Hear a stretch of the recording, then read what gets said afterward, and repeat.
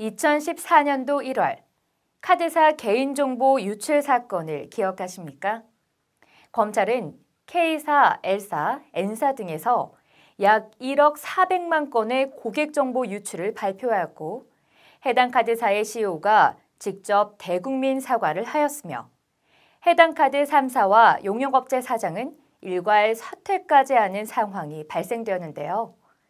개인정보 유출 사고가 해당 기업에 미친 영향은 매우 컸습니다. 정보가 유출된 카드사는 3개월 영업정지와 함께 엄청난 사고 수습 비용이 발생했고 지금도 여전히 소송이 진행 중입니다. 사고가 발생한 카드사는 재발급 비용, 영업정지에 따른 손실 비용, 사고 수습 비용, 카드 회원 탈회 만회 비용 등이 발생해 약 5천억 원에 가까운 손실이 발생한 것으로 추정되며 개인정보 유출에 따라 신용카드의 발급수가 2013년 1분기와 지난해 1분기를 비교했을 때 17.2% 감소했습니다. 이와 같이 개인정보 유출 사고는 한 번 발생하면 해당 기관과 기업에 대한 신뢰가 떨어지고 개인은 유출된 개인정보로 인해 보이스피싱, 스팸 메일 등에 시달릴 수도 있습니다.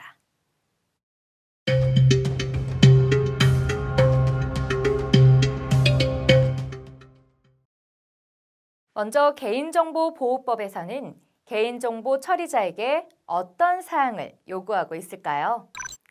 개인정보 처리자는 처리 목적을 명확하게 하고 목적에 맞도록 수집을 해야 합니다.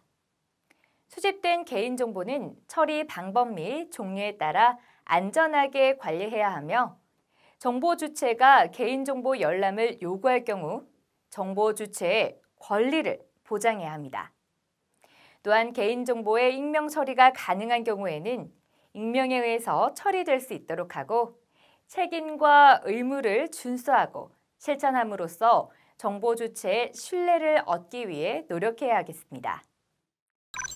개인정보는 수집, 이용 또는 제공, 저장, 파기의 라이프 사이클이 있습니다. 개인정보 처리자는 단계별로 유의할 사항들을 확인하여 안정성 확보 조치를 해야 하는데요. 그럼 지금부터 각각에 대해 살펴보도록 하겠습니다.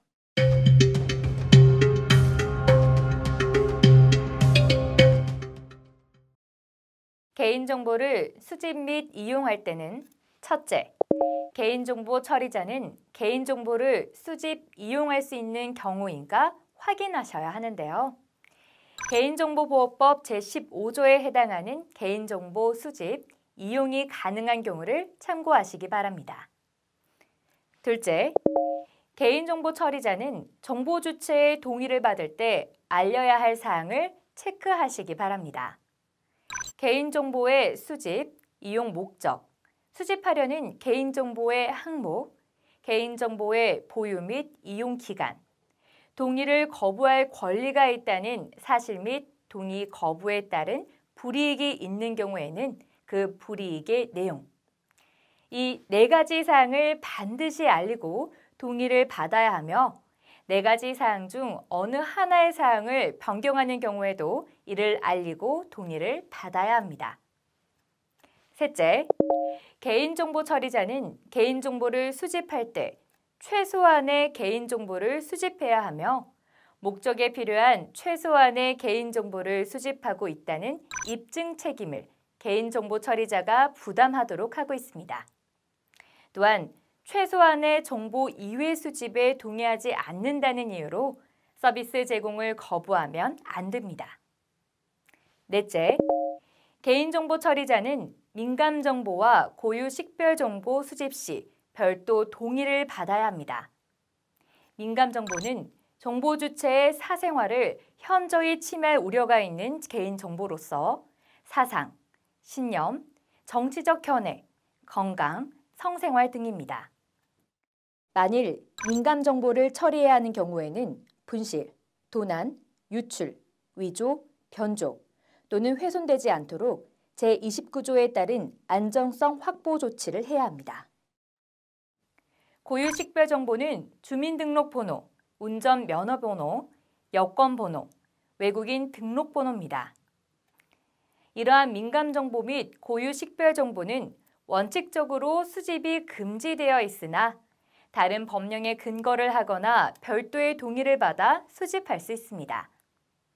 다만 주민등록번호는 법 제24조의 2에 따라 법령상 구체적인 근거가 있는 경우에 한하여 처리가 가능합니다. 만일 고유 식별정보를 처리해야 할 경우에는 안전성 확보 조치를 꼭 해야 하는데 개인정보의 종류와 규모, 종업원 수 및 매출액 규모 등의 기준에 따라 정해진 조치를 해야만 합니다. 업무를 진행하다 보면 주민등록번호 수집이 반드시 필요하지 않음에도 불구하고 관행적으로 수집, 이용되는 경우가 종종 있습니다. 2014년도 8월 7일부터 시행된 주민등록번호 수집 법정주의로 법령에 근거하지 않는 주민등록번호 수집 및 처리는 원칙적으로 금지하고 있습니다. 그럼 주민등록번호 대신 사용할 수 있는 본인 인증 방법인 아이핀과 마이핀에 대해 살펴볼까요? 아이핀은 인터넷상에서 주민등록번호를 대신하여 아이디와 패스워드를 이용해 본인 확인을 하는 수단입니다. 아이핀 아이디와 패스워드를 이용하면 웹사이트에 더 이상 주민등록번호를 이용하지 않아도 회원가입 및 기타 서비스의 이용이 가능합니다. 웹사이트에 자신의 주민등록번호를 제공하지 않아도 되므로 주민등록번호 유출의 위험을 크게 줄일 수 있기 때문에 보다 강화된 본인 확인 방법이라고 할 수 있습니다. 또한 단일 웹사이트 내에서 회원의 중복 가입 여부를 확인할 수 있으며 아이핀 본인 확인 기관에서 제공하는 식별 정보로 아이핀 도입 기관 간의 회원을 식별할 수 있습니다. 마이핀은 인터넷이 아닌 오프라인에서 본인을 확인하는 수단으로 주민등록번호 대신 사용하실 수 있습니다. 일상생활에서 본인 확인의 불편을 최소화하기 위해 행정자치부가 만든 것이죠. 주민등록번호 그리고 아이핀과 마이핀을 비교한 표를 확인해 보시기 바랍니다. 영상을 통해 특정인 식별이 가능한 경우도 개인정보로 규정하고 있어 임의의 정보 주체에게 영상정보 처리기기가 설치되어 촬영되고 있다는 사실 고지로 개인정보 침해되는 것을 방지해야 합니다. 영상정보 처리기기의 설치 및 운영 시 공개된 장소에 제한된 목적으로만 설치가 가능하고 녹음 기능이나 설치 목적과 다른 목적으로 이미 조작하거나 다른 곳을 비추는 행위를 금지하고 있습니다. 또한 영상 정보 처리기기 설치 시에는 보기 쉬운 곳에 안내판을 설치해야 하며 설치 근거 및 설치 목적 등이 포함된 관리 방침을 마련하여 공개하여야 합니다.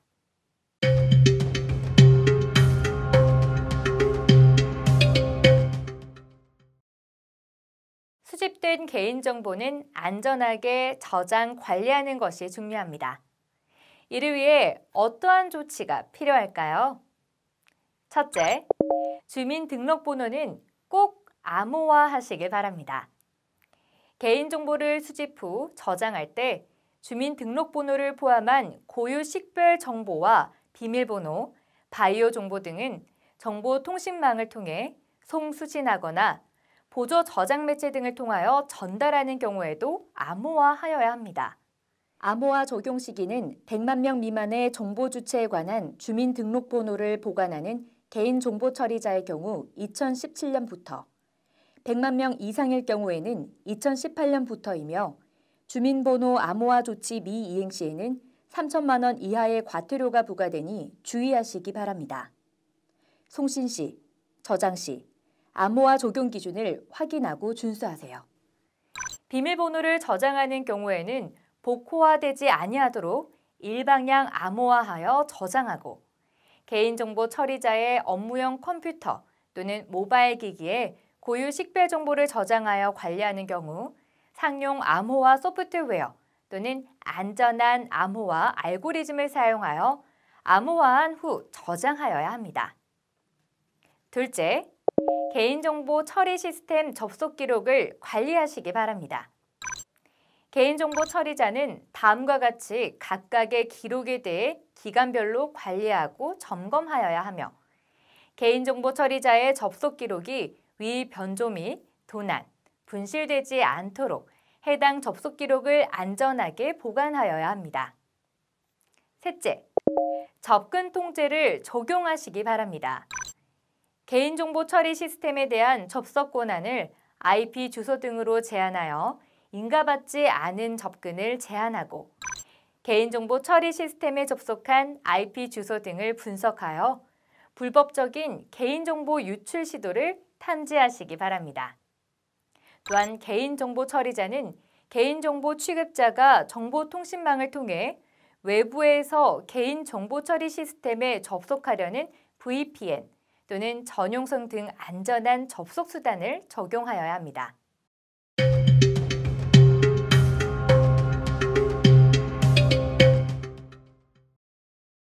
개인정보의 제3자 제공과 업무 위탁은 외부의 제3자에게 개인정보를 제공한다는 점에서 유사해 보이지만 업무의 성격과 책임에서 차이를 보이고 있습니다.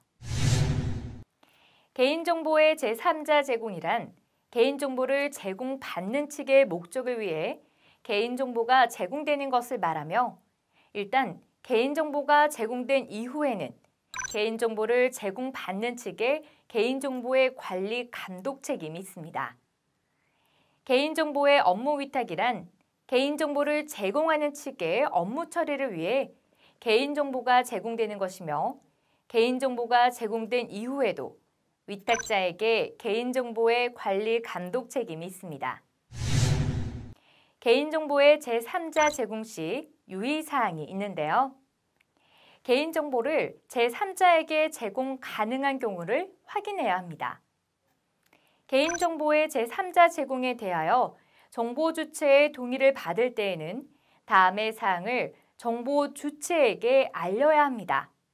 다음 중 어느 하나의 사항을 변경하는 경우에도 이를 알리고 동의를 받아야 합니다. 여기서 중요한 키포인트는 수집한 개인정보에 대해 당초 수집 목적 범위를 초과하여 이용하거나 제3자에게 제공해서는 안 된다는 것입니다. 그럼 개인정보의 업무 위탁 시 유의사항은 어떤 것들이 있을까요? 개인정보보호법 제26조에는 개인정보 처리자가 제3자에게 개인정보의 처리 업무를 위탁하는 경우 다음의 내용을 문서에 포함하도록 하고 있습니다. 개인정보 업무를 위탁한 경우 위탁자 홈페이지에 개인정보 처리 방침에 위탁하는 업무 내용과 수탁자를 공개해야 하며 수탁자가 개인정보를 안전하게 처리하는지를 감독해야 합니다. 또한 개인정보 보호교육을 통해 위탁한 개인정보가 위탁 업무 범위를 벗어나서 사용하지 않도록 인식 개선을 철저히 하여야 합니다. 수탁자가 위탁받은 업무와 관련하여 개인정보를 처리하는 과정에서 개인정보보호법을 위반하여 발생하는 손해배상 책임에 대하여 사용자 책임도 부담하게 됩니다. 따라서 업무 위탁을 계약할 때는 반드시 문서를 통해서 법률에서 요구한 개인정보 보호 의무 등을 명시해야 하고 외부로 위탁 사실을 공개해야 하며 수탁자에 대해 관리 감독을 수시로 해야 합니다.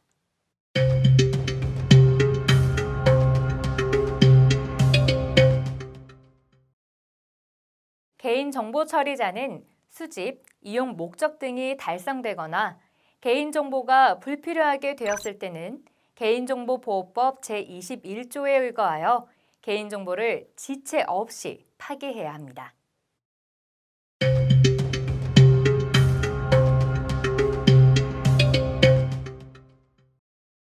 정보 주체는 자신의 개인정보를 보호받아야 할 권리로 인식하고 스스로를 보호하기 위하여 법률에 근거하여 자신의 개인정보에 대해 열람, 정정 및 삭제, 처리 정지 등을 개인정보 처리자에게 요구할 수 있습니다.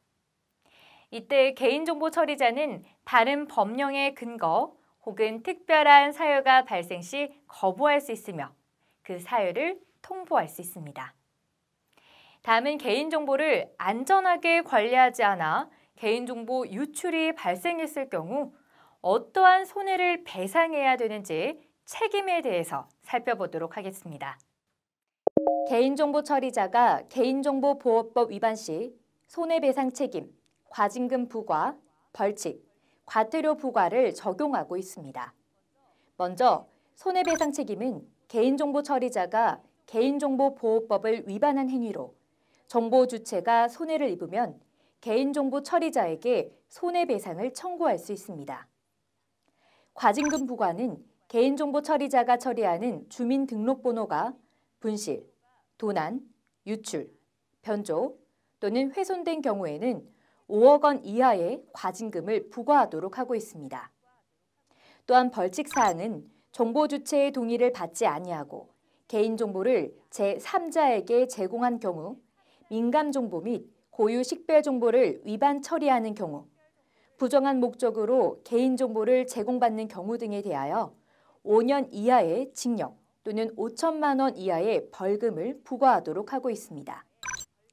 만일 개인정보보호법에 정해진 개인정보 수집 및 동의 절차를 따르지 않았거나 영상정보 처리기기를 설치 운영한다면 3천만 원 이하의 과태료 또는 5천만 원 이하의 과태료가 부과됩니다.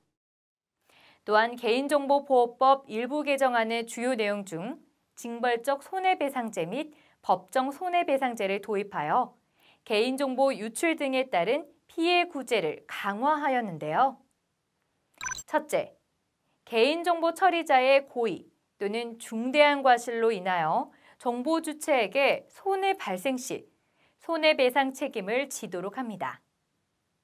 둘째, 정보 주체는 개인정보 처리자의 고의 또는 과실로 인하여 개인정보가 분실, 도난, 유출, 위조, 변조 또는 훼손된 경우에는 300만 원 이하의 범위에 상당하는 금액을 손해액으로 하여 배상을 청구할 수 있습니다. 따라서 기관 및 기업 등은 사고 발생 시 막대한 경제적인 손실을 감당해야 합니다. 셋째, 개인정보보호법 위반 행위와 관련하여 취득한 금품이나 그 밖의 이익은 몰수할 수 있으며 이를 할 수 없을 때에는 그 가액을 추징할 수 있습니다. 개인정보 보호 종합지원 포털을 통해 개인정보 보호 관련 다양한 자료를 활용하실 수 있으니 참고하시기 바랍니다. 지금까지 개인정보 처리자가 라이프 사이클 관점에서 유의할 사항이 무엇인지 확인하고 개인정보의 안전성 확보 조치 방법에 대해 살펴보았습니다. 개인정보 유출 사고는 본인뿐만 아니라 본인이 속한 기업과 국가에 막대한 사회적 경제적 손실을 입힐 수도 있다는 점을 잊지 말아야 합니다. 무엇보다 중요한 것은 개인정보를 처리하는 공공기관과 기업이 개인정보보호법에서 요구하는 원칙과 기준을 반드시 준수해야 한다는 것입니다. 개인정보 보호의 열쇠, 내 손에 있습니다.